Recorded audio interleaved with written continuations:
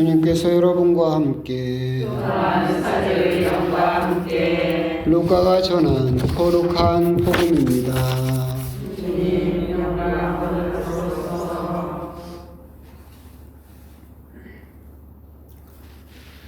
유다 임금 헤로데 시대에 아비아조에 속한 사제로서 즈가랴라는 사람이 있었다.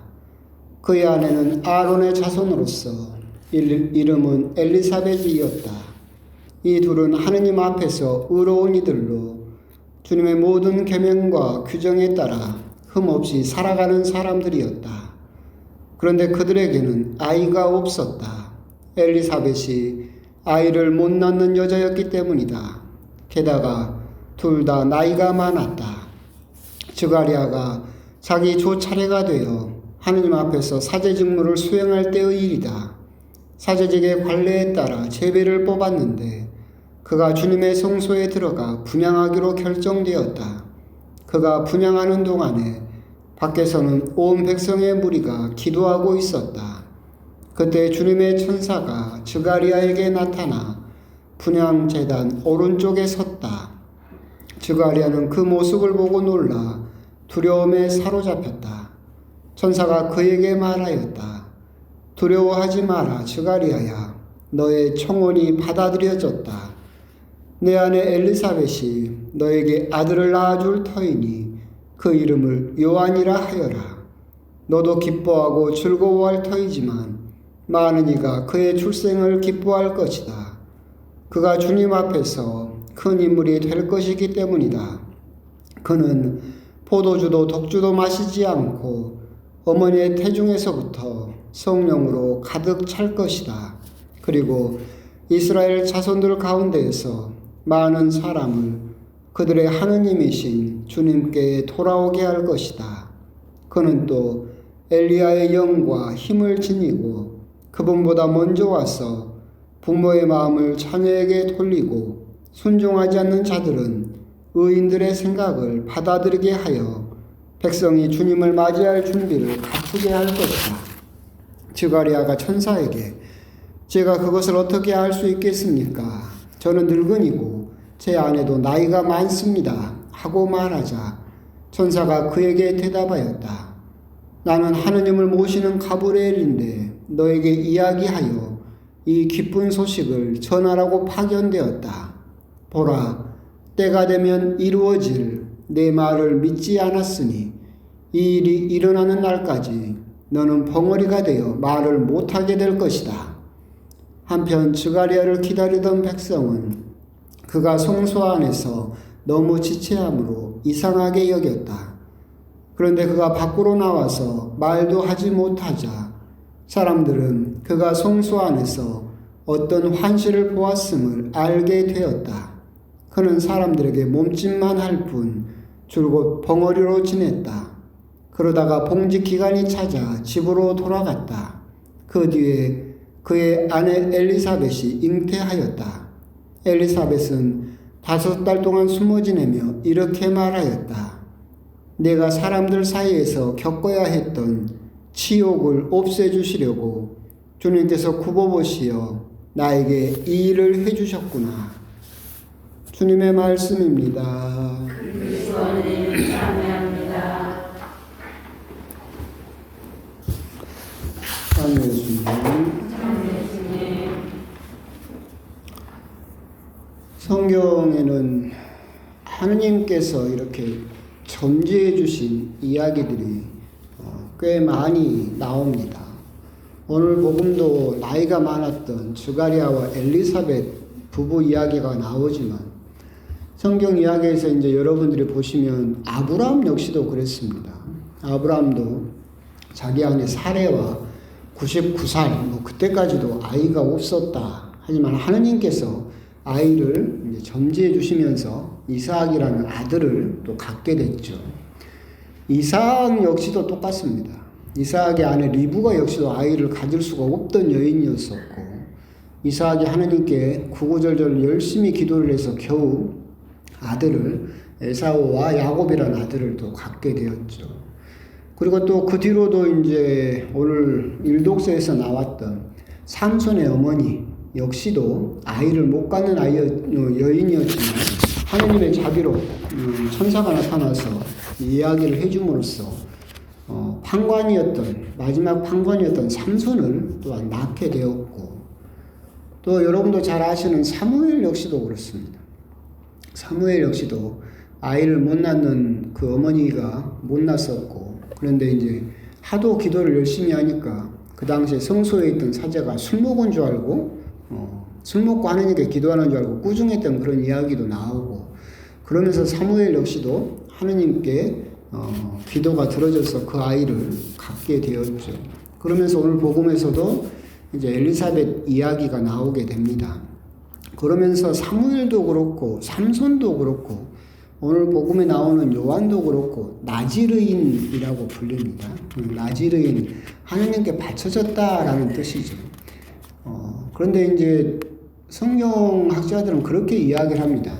나지르, 히브리어는 자음밖에 없어요. 그죠? 모음은 없거든요. 나중에 붙여서 쓰는 건데, 나지르에서 자음만 띄면 니은, 지읒, 리을입니다. 히브리어도 그 발음이 나는 세 글자로 이루어져 있죠. 니은, 지읒, 리을로 이루어진 다른 세 글자가 있습니다. 나자렛입니다. 나지르와 나자렛은 히브리어로 어원이 같죠.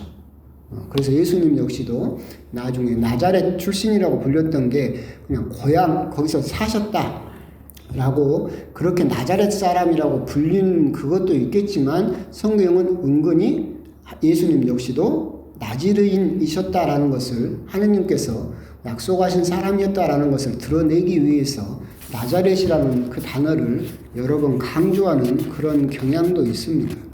오늘 복음을 보시게 되면 이제 엘리사벳과 스가랴 이야기가 나옵니다. 스가랴는 사제였었고, 하지만 이제 그 당시에 이제 사제라고 하는 것은 지금 우리처럼 전적으로 하느님 일만 하는 사람은 아니고 따로 직업을 가지고 있었어요. 그래서 그 직업의 일을 하다가 자기 차례가 되면 성전에 들어가서 봉사를 하고, 그냥 성전에서 처음부터 끝까지 하느님 일만 하는 사제는 대사제죠. 그 사람들은 그렇게 했었고, 그래서 스가랴 역시도 밖에서 다른 직장을 가지고 직업을 가지고 일을 하다가 자기 차례가 돼서 성전에 들어가서 이제 봉사를 하게 되었는데 하느님의 천사를 만나게 되었다라고 하는 거죠. 스가랴 입장에서 보면 참 어떻게 보면 억울하기도 하죠. 젊었을 때 얼마나 기도를 많이 했겠어요. 아이를 좀 달라고 하느님께 계속 기도를 했을 거예요.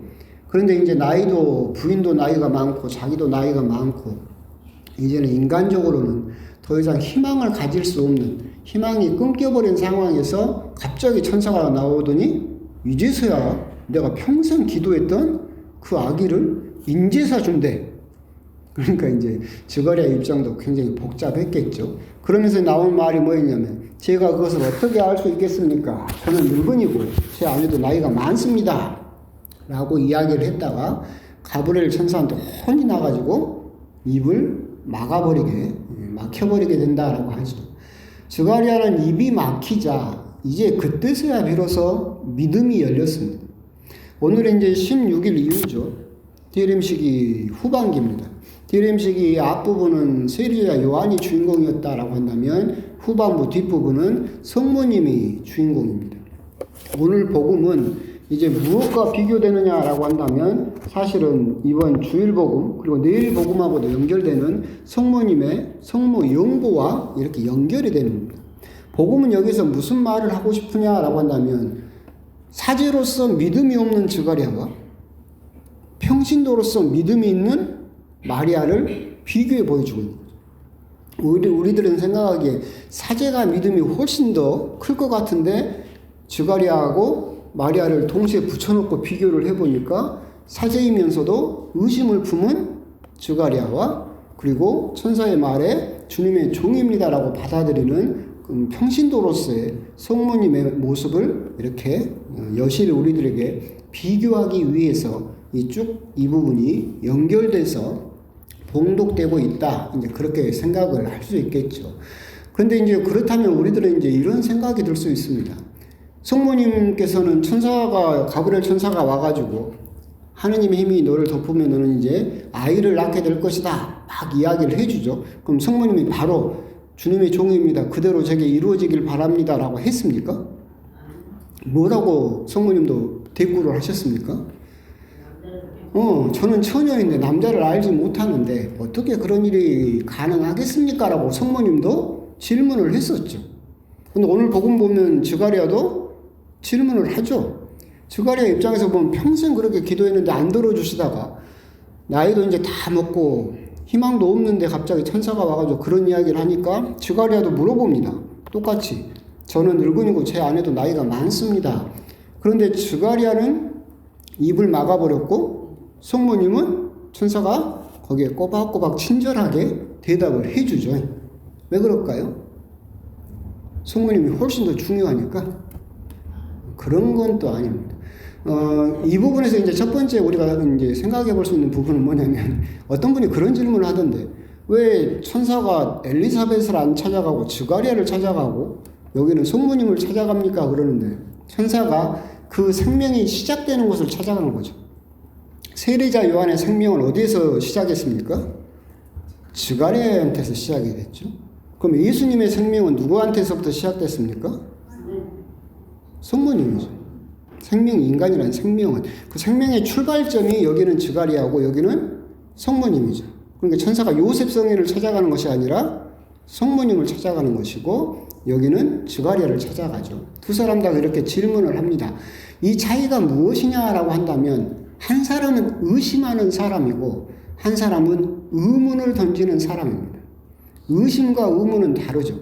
의심은 문을 닫아놓고 던지는 질문입니다. 의심은 정답은 내가 가지고 있다라고 생각하면서 던지는 질문이죠. 의문은 문이 열려있는 질문이고 의문은 답을 누가 가지고 있는 거예요? 상대방이 가지고 있어요. 나는 몰라요. 그래서 질문을 던지는 거죠. 스가랴가 던진 질문은 이것은 의심이죠. 어떻게 그게 가능하겠습니까? 답이 이미 나와 있는데 그게 가능하겠습니까? 여러분도 여러분 자녀들이나 사람들에게 그렇게 닫혀있는 질문을 많이 하죠. 예를 들어서 여러분들 자녀들에게 너 언제 공부할래? 그러면 진짜로 언제부터 공부할지 물어보는 겁니까? 그 뜻을 담긴 건 뭐예요? 지금 당장 공부하라는 뜻이에요. 이미 이제 엄마나 부모님들이 자녀들이라든가 주변 사람들에게 질문이라고 끝에 말은 올라가지만 대부분 답은 정해놨죠. 너 밥 언제 먹을래? 그럼 뭔 말이에요? 지금 나와서 먹으라니까 이거잖아요. 답은 정해놓고 던지는 것이 의심 문이 닫혀있는 질문이죠. 스가랴는 그런 식으로 질문을 한 거예요. 답은 내가 알고 있어요. 안 된다니까? 우리 나이가 많다니까? 그게 되겠어요? 이미 그렇게 해서 질문을 던졌기 때문에 천사가 입을 막아버렸던 거고 성모님께서 던진 질문은 순수하게 의문이었죠. 정말로 몰랐기 때문에 정답은 해답은 누가 가지고 있어요? 천사가 가지고 있죠. 그래서 자기는 정말 모르기 때문에 그 답을 알고 싶어서 정말로 순수하게 던진 질문이었기 때문에 천사가 거기에 대해서 친절하게 답을 해줬던 거죠. 우리들은 어떤 마음속에 신앙이 되었든 하느님이 되었든 우리가 가지고 있는 것을 질문을 던지는 것은 맞죠. 하지만 그 질문이 의심일 수도 있고 의문일 수도 있어요. 우리가 하느님이 계실까? 라는 질문도 의심스럽게 던지는 질문일 수도 있고 의문을 가지고 던지는 질문일 수도 있죠. 많은 사람들은 하느님이 계셔? 라고 하지만 마음속은 무슨 생각을 하고 있는 거예요? 안 계신다고 이미 자기는 답을 내려버렸죠. 그리고 나서 우리 사람들에게 하느님이 계셔? 이렇게 말을 하는 것은 물어보는 게 아니고 자기 생각을 그냥 주장하고 싶은 그런 질문이라고 생각을 하시면 되겠고, 그렇기 때문에 우리 역시도 신앙생활을 하면서 질문하는 것은 좋은 거예요. 그럴까? 왜 그럴까? 계속해서 내 속에 들어있는 것을 의문을 가지고 정답을, 해답을 찾아가려고 하는 노력, 그것은 우리 신앙생활에 반드시 필요한 거죠. 근데 우리가 또 잘못 생각할 수 있는 게 그런 질문들이 그냥 의심에서 나오는 질문이면은 곤란하다. 이미 문이 닫혀 있어요. 답은 다 정해놓고 이렇게 질문을 던지면 세상에서 어떤 답이 들려온다 하더라도 내가 알고 있는 답과 다르면 듣지 않겠다라는 그런 마음으로 던지는 질문이 의심일 수 있다. 그런 모습을 보였던 스가랴는 결국 입이 막힘으로써 그때서야 비로소 믿음의 문이 열리게 되었다라고 하는 것. 그런 것을 우리들은 또 생각해 볼 필요가 있겠다라고 합니다. 질문을 던지지 않는 신앙은 죽은 신앙입니다. 하지만 그 질문이 의심에서 나오는 질문인지 의문에서 나오는 질문인지 그건 우리들은 구별할 필요가 있겠다. 그러면서 우리 천주교 신자들에게 정말 안타까운 부분은 뭐냐면 그렇게 질문을 던져요. 신앙이 되었든 교리가 되었든 그거 어떻게 그런 게 가능해요? 그걸 어떻게 우리들이 생각을 해야 돼요라고 그런 질문을 던지죠. 근데 우리 천주교 신자들은 거기에 대한 답을 찾으려고 해요, 안 해요? 진짜 안 해요. 그래서 죽을 때까지 그 질문을 가지고 죽을 때까지 질문만 던지다가 끝나버리는 경우가 참 많아요. 내가 그 부분에 대해서 의문이 들었어요. 정말 순수하게 답을 알고 싶어요. 의심이 아니라. 그러면 성경도 찾아보고 책도 찾아보고 누구에게 물어보고 답을 찾으려고 해야 되는데 우리 천주교 신자들은 답을 찾지는 않고 맨날 뭐만 해요? 질문은 해요.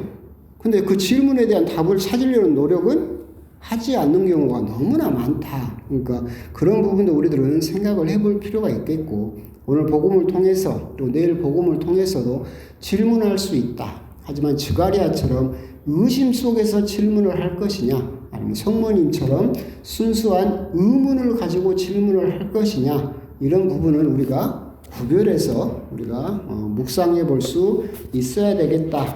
그런 부분에 대해서 의심과 의문에 대해서 한번 또 묵상을 해 보셨으면 좋겠습니다. 아멘.